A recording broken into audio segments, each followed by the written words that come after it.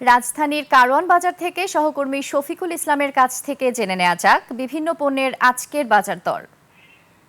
প্রথম বাজেট ঘোষণা হবে আজ, আর আজকের এই দিনে আপনাকে কতটা বাজেট নিয়ে বাজারে আসতে হবে সে খবর জানাতে এসেছি কারওয়ান বাজারে।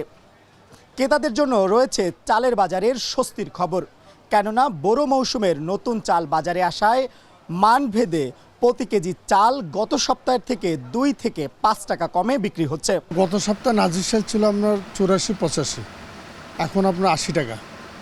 মিনিকেট ছিল 85-86, এখন আপনার 78-76। 28 ছিল আপনার 60 টাকা, 28 এখন 58 টাকা। আর পোলাও চাল ছিল আপনার 120 টাকা, পোলাও চাল এখন 110 টাকা। সানবিট সব দিবে সামাল। সানবিট ম্যাজিক প্রেস ডিশওয়াশিং এর মাথা ঘোরানো সলিউশন।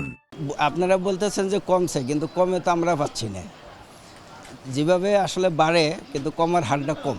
এবারের বাজেটের প্রভাব কতটা পড়বে চালের বাজারে, উত্তর খুঁজেছি বিক্রেতাদের কাছে। আর বাজেটে কখনো চালের দাম ওঠানামা করে না। আজকে তো বাজেট, কিন্তু বাজেটের পরে আপনার চালের দাম কম বা অন্য অন্য জিনিসের দাম কম, কিছুটা প্রভাব পড়ে। মুরগির বাজারেও আছে স্বস্তির খবর।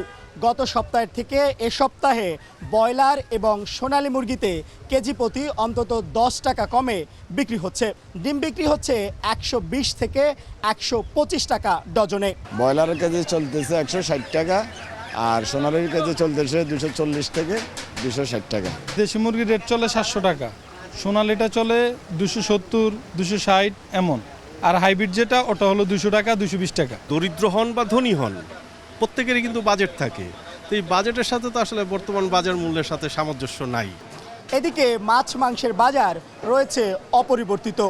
গরুর মাংস প্রতি কেজি বিক্রি হচ্ছে 750 টাকা থেকে 800 টাকায় ও ছাগলের মাংস বিক্রি হচ্ছে 1100 থেকে 1200 টাকায়।